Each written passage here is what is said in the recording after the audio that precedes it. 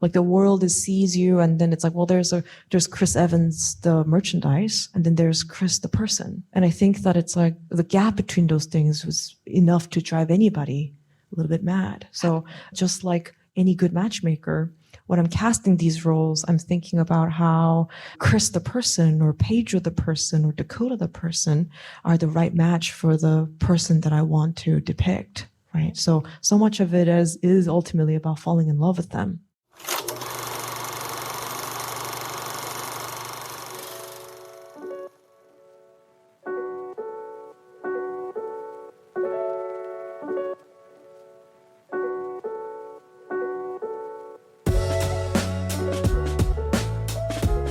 Hello, and welcome back to The Director's Cut, brought to you by the Directors Guild of America. In this episode, a young and ambitious matchmaker finds herself torn between her perfect match and her imperfect ex in director Celine Song's romantic comedy, Materialists. The film tells the story of Lucy, a successful New York City matchmaker who maintains that she will only marry a wealthy man. But when she becomes entangled in a romantic triangle with Harry, a charming billionaire, and her ex-boyfriend, John, she finds her plans are not so clear-cut. In addition to Materialists, Song's other directorial credit includes the feature film Past Lives, for which she won the 2024 DGA Award for Outstanding Directorial Achievement in First-Time Theatrical Feature Film. Following a screening of the film at the DGA Theater in New York, Song spoke with director Mona Fastvold about filming Materialists. Listen on for their spoiler-filled conversation.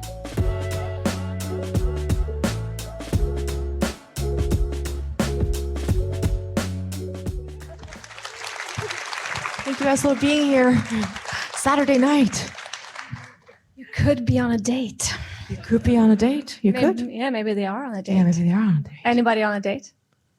Oh my God, Steven! Guys, Steven's my second. And I'm going to talk about him during this conversation. Do the rundown. Hi, nice to see you. You guys are on a date. Great, so good. All right.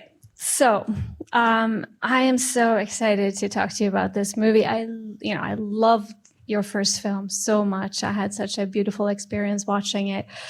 And I always felt, watching that film, I always felt like I was just stunned by the fact that the camera is always where I wanted it to be, which is something I think you think about a lot if you make movies, that when you're watching a film, you're always, and if it's not, like your relationship with your DP, it was just so wonderful to see that in Past Life. And I feel the same way about, the Materialists as well. Can you talk just a little bit about your collaboration? Oh, I mean, you're talking about exactly what was so wonderful about making this movie with Chapier again. What's amazing about getting to work with the same person again is that we are already in love. So we already have a collaborative language. So it was I think my favorite part of the whole prep process, and honestly probably it ranks when it comes to making the whole movie, which is that I love shot listing with him. It was a fantasy, because we were finishing each other's sentences and we were all just trying to when we saw a tension, we would love resolving it. It'd be so fun to just figure out the language that's right for us. And I think that Chapier and I, in general, we have a collaboration that I would describe as one that's not built on us being the same person, but actually it's more romantic than that. It's more we just complete each other. It's very you complete me stuff, So great. It's and I think that was so something we built in Past Lives. And then of course, when it comes to Materialists, I feel I don't know, we were cooking. And I think that just felt really cool. And how do you guys shot list? I do a lot of pictures and do a massive wall of them and kind of build it that way. Do you draw? Do you guys do pictures together when you scout? How do you? Well, we just talk about how we're going to put together the whole sequence. And then after we broke down the whole sequence in terms of how we would put it together. Yeah. And what's amazing about Chapier is that he has an editorial mind too. That's great. So it's part of it is we're always talking about how it's going to end up in the movie. So we kind of make this scene as is. And then I think that I actually work with my assistant, my director assistant, Josh Rode, and he and I, the three of us would then sit, and Josh would basically just like take down all the shots in a row, like, you know what I mean? And then of course we'll throw in a couple extra shots just in case we have time. We've never had time, but we dream. And then, and I think I think we talk about it and then we walk through the scene and then we just write it in a list. Yeah. And then when your actors come in, you have a great cast. You have a great cast on both of your films. And so when they come in, do they really, do they bump up against this idea, or do you feel like they go along with it? Well, I don't think they ever bumped up against the idea, because I feel like a part of it is that unless where they stand or where they want to be, I think that we've already worked out what feels natural. Yeah. Right. So and then of course, if any of the actors feel like, well, it's kind of awkward to stand here, I'll be like, okay, well, what do you think? Step forward, step back. And they'll be like, here. And I'll be like, great. So it's a kind of there's a little bit of discovery in it, but it's never like, I don't want to stand there, find something else. It's never that at all. No. I think that's probably because of your background in theater as well. Yeah. You have such a natural instinct for blocking and sort of solving Well, scenes. I think blocking is the way that story gets told, right? Which is, I think that's why it's so powerful. Well, a two-shot is very powerful because it's like, well, just their physical relationship is going to tell the story. And then, of course, when for example, when Harry in this movie, when he leans in to take her hand and finish the deal at Nobu. Nobu reconvenes over and does it. His little lean forward is going to tell the whole story of how, they've reached an agreement. Yeah. Yeah, or just when he sort of, when Pedro moves towards her in the end, then he just lowers down. It's so tender. Of course. Well, I feel like to me, that's really so connected to what this whole movie is about, which is that, I think all of us, we have varying degrees of, we have varying degrees of materialism or superficiality in us. And I feel like we all can walk around being, it's I think it's well, I don't mind if someone is shorter or whatever. But then when you see, character Harry leans down, even the least materialistic of us can at least feel what it's like when we watch him lose value as he walks out. And then of course, then you completely understand why he did what he did. Yeah. So the story's loosely based on your own experience, right? It's very inspired by the 6 months that I worked as a matchmaker. I worked as a matchmaker in my 20s, just as a day job, because I was a playwright at the time and I couldn't pay rent. And I tried to get a normal day job, and I was going to, I think I tried to be a barista, but as we know, we live in New York City. All of us are, live in pursuit of a dream. So I think day job market is very competitive. I think we all know that. Yeah. So I would be maybe I'll be a barista. And they'll be like, you need 10 years of barista experience to be a barista. Or I'll be like, I'll do retail. And they'll be like, no, to work I applied to Muji, the Muji in Cooper Square. And they were like, no, you don't have 8 years of retail experience. So I just couldn't get these jobs. And I was at a party, and I met somebody who's also had a day job, who also had a dream they're pursuing. They had a day job being a matchmaker. And I was like, maybe they'll let me do that. And they did. I interviewed and I got the job. And I think that I learned more about just human beings and human desire in those 6 months than I did in any other part of my life. And I feel like so much of what I learned from that time, which is what's in the movie, which is the thing of the way that we describe the person we want to meet in dating situations, which is in height, which is in numbers, right? Height, weight, income, age, and then actually what it actually felt like to be in love. I was married. I was just recently married. And I think that I was just feeling the kind of the tension between the way that we were talking about dating, which is a game we play in pursuit of love, and also what it felt like to be in love and how different those things were. But I quit after about 6 months, so I didn't do it for very long. But the reason why I quit is because it was too fun. I enjoyed myself too much, so I wasn't writing. And the whole point of getting this day job was so that I could write, and I just wasn't doing it because it was just too enjoyable. What was so fun about it? Well, I would say that like I'm so straight edge about it, and I feel like if you ask me what my drug of choice is, I would say people. So I'm really obsessed with and really into people and very addicted to people. And I feel like it just really satisfied my desire to get in deep, because something that's very real about working as a matchmaker is that your clients are very, very, very, very honest with you. And I think that genuinely more honest than a therapist might be. A therapist might be, I feel like to a therapist, you're talking about your psychological state. So I feel like, or emotional state. So I feel like there's already a conversation that is happening spiritually in it.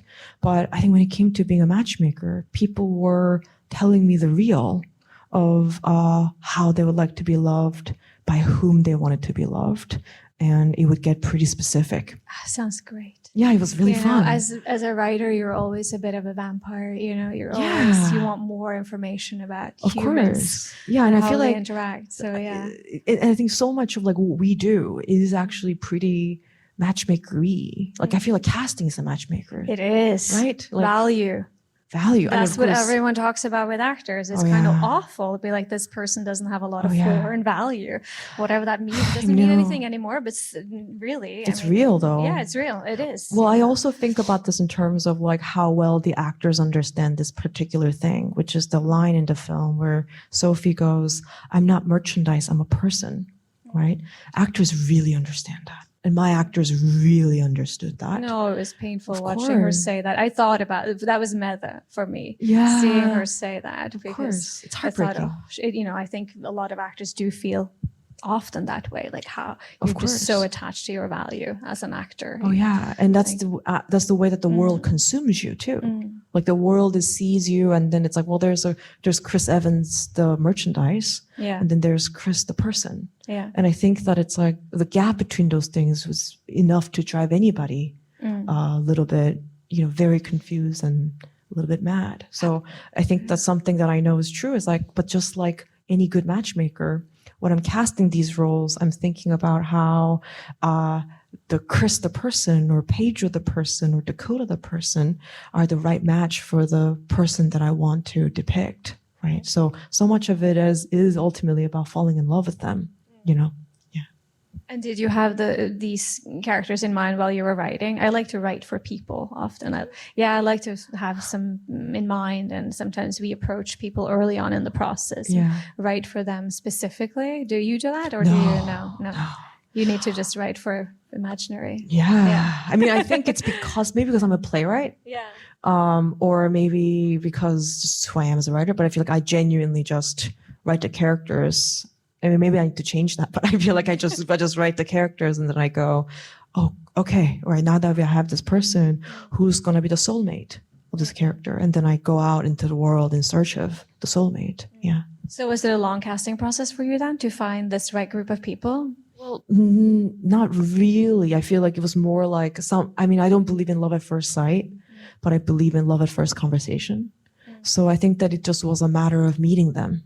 And of course, you had to start with Lucy. So I was meeting a lot of amazing, really talented actresses. But Dakota's the one that I think that once I met her, I think I texted A24 and my producers, and I was like, I think I found my Lucy, And there's no rhyme or reason except that she's just the right person for it, because you fall in love with the idea of them as that role. Yeah, she has this duality of being very cold and then cynical, very and delicate, kind of awful, and then at the same time tender and sweet. Exactly. And oscillating that's between very hard. those two. It's very hard. Because the other thing is like, I feel like you can also wear it too much on your sleeves, or like never break, Yeah.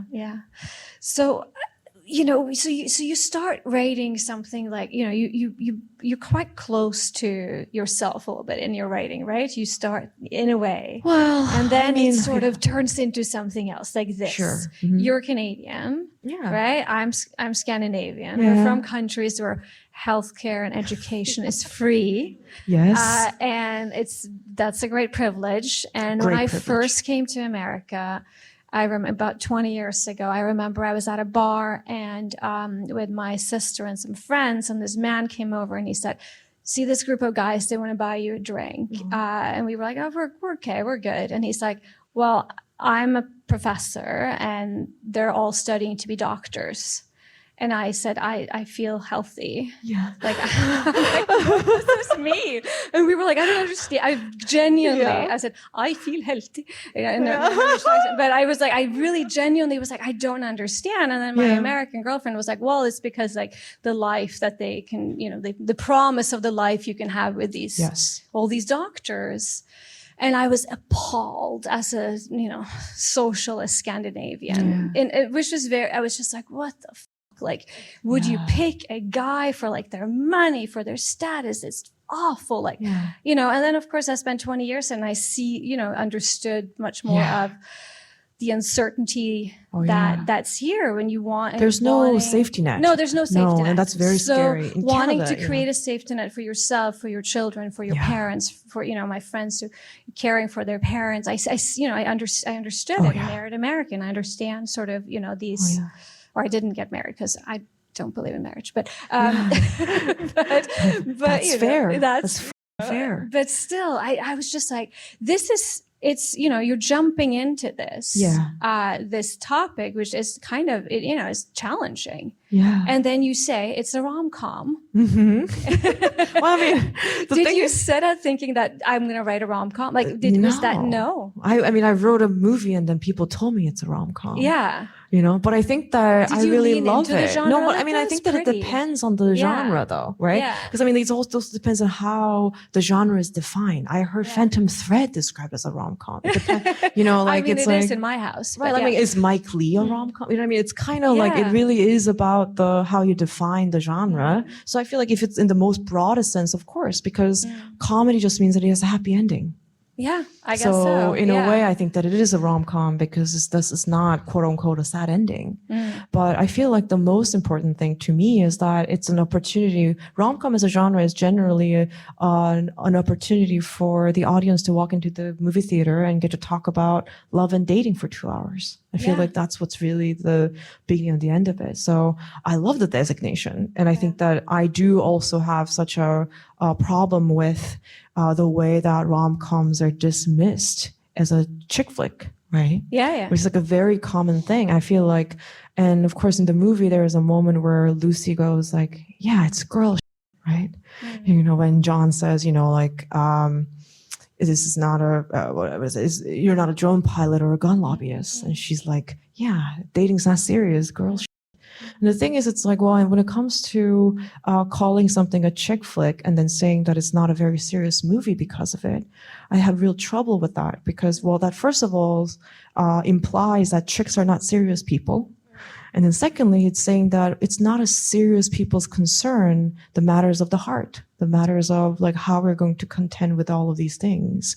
And to me, it's like, well, I wanted to make this as seriously as I could for me because I see the way that the way that we are being asked to objectify and commodify ourselves in of course, the dating market here, but in general, the market generally. No, but the internet has changed for sure. Yeah. And in that way, in that place, how all of that's going to lead to dehumanization, right? Of course, it always does. And I think to me, it's like, well, I wanted to talk about the marketplace and the marketplace of dating, which of course like existed as a story since like Jane Austen and long before that too. But Jane Austen is a very powerful. Especially Yeah. oh, it's always about how much like dowry or how much money someone. Jane Austen is just, it's so capitalist. Well, yeah, of course. It is. Well, My daughter was reading it, and I started rereading Pride and Prejudice, and I was like, I don't know if this we is know, like very we know how healthy much values. we know how much each bachelor in that book makes. Yes, literally, yes, right? immediately. It's just Well, like he had, £20 a year, you but know, like I think- immediately. I mean, but I do think that it's probably a part of like something that I think that you and I, thanks to the ancestors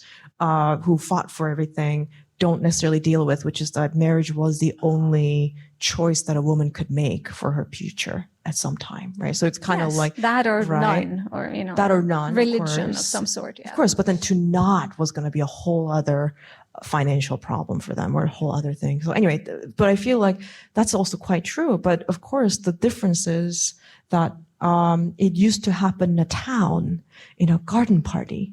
Now the marriage market or the dating market is happening, the whole global market is happening on our phones. So I think that the objectification and commodification is getting faster and easier and better.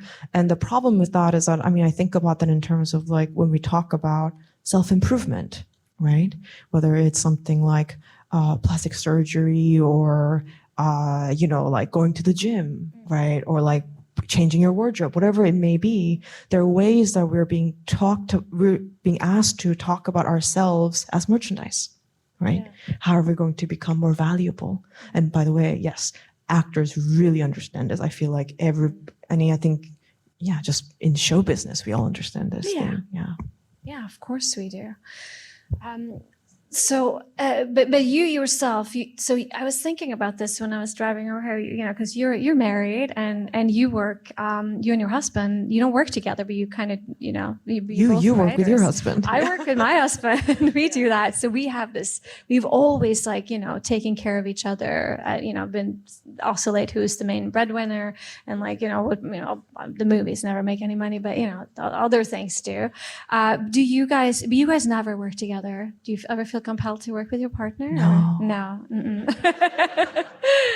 And he's American, right? Yeah. Did you ever feel like, do you relate to her journey at all with this sort of like the sense of this like value and economy, like personally, or is it more foreign to you being Canadian?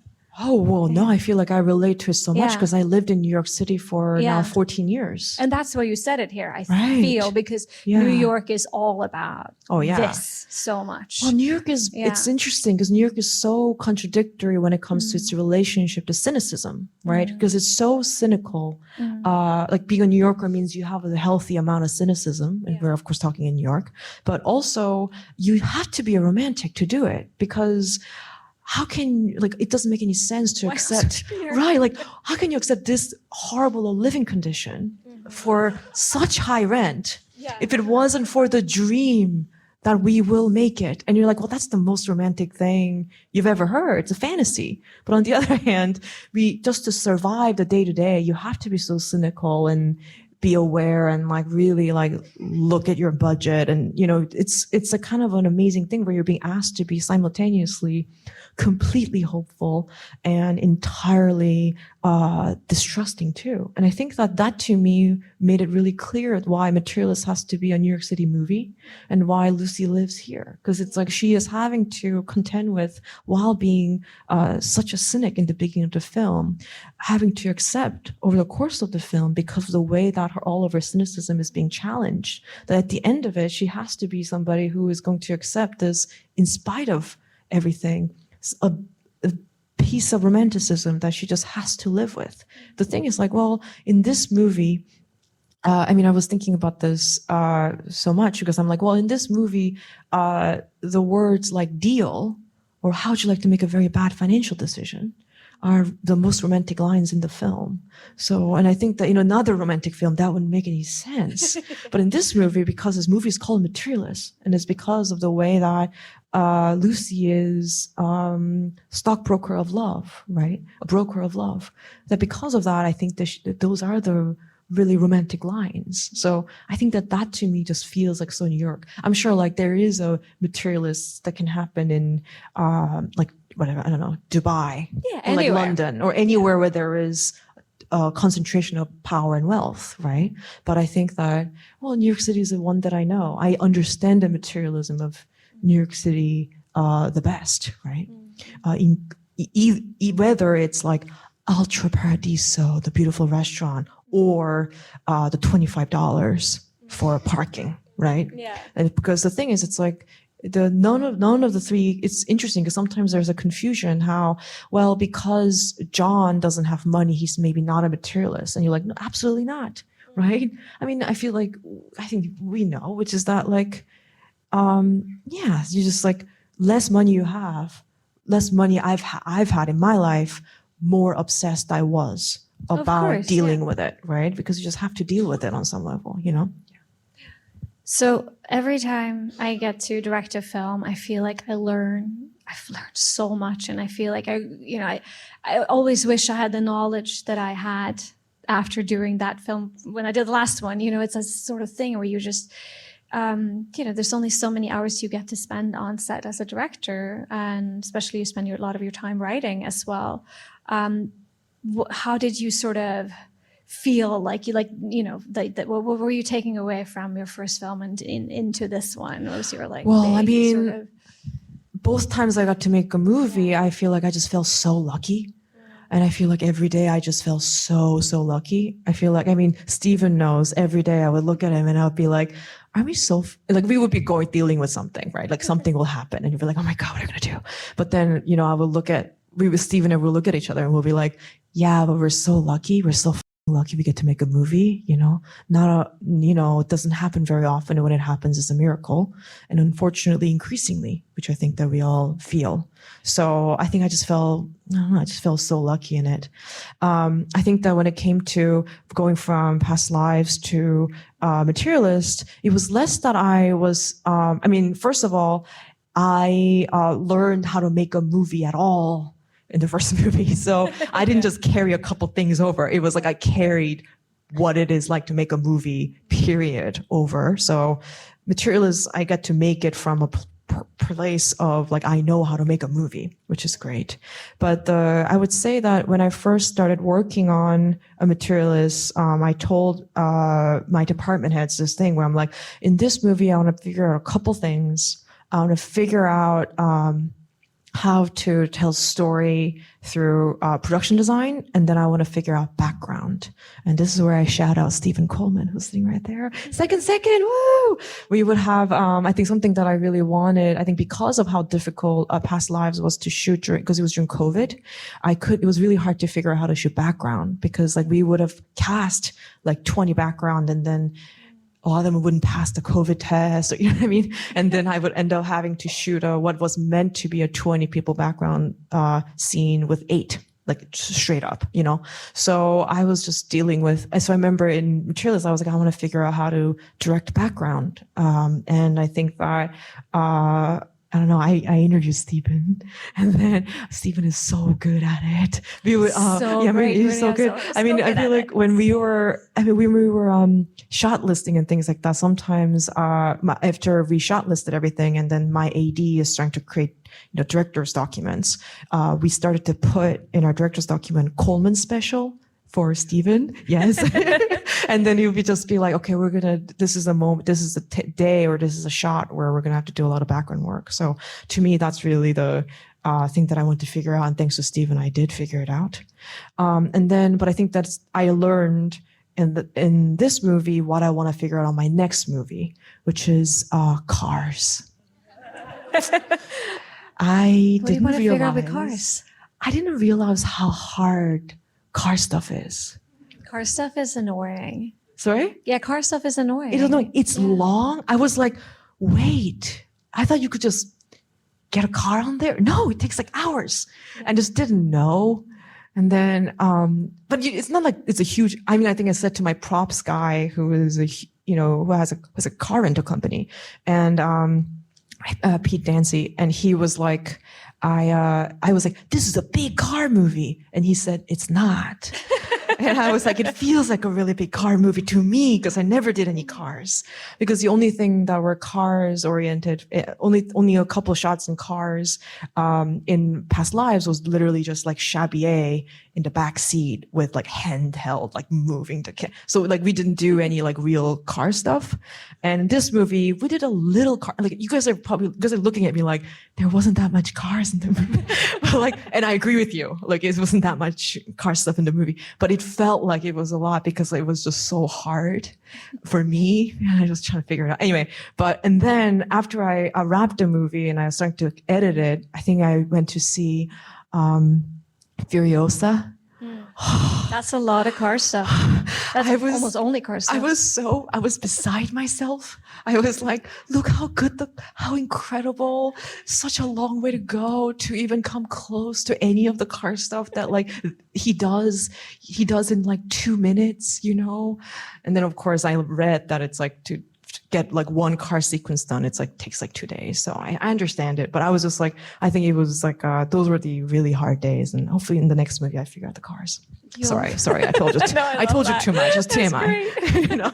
That's great. Yeah. Next one will be like car, super like very experimental car work. Furiosa car stuff is so cool. It's so good. I love the Furiosa. I love Furiosa. Yeah, I love that movie. And I was just like, I was sitting there, I'm like, do more stuff, do more car stuff. Yeah.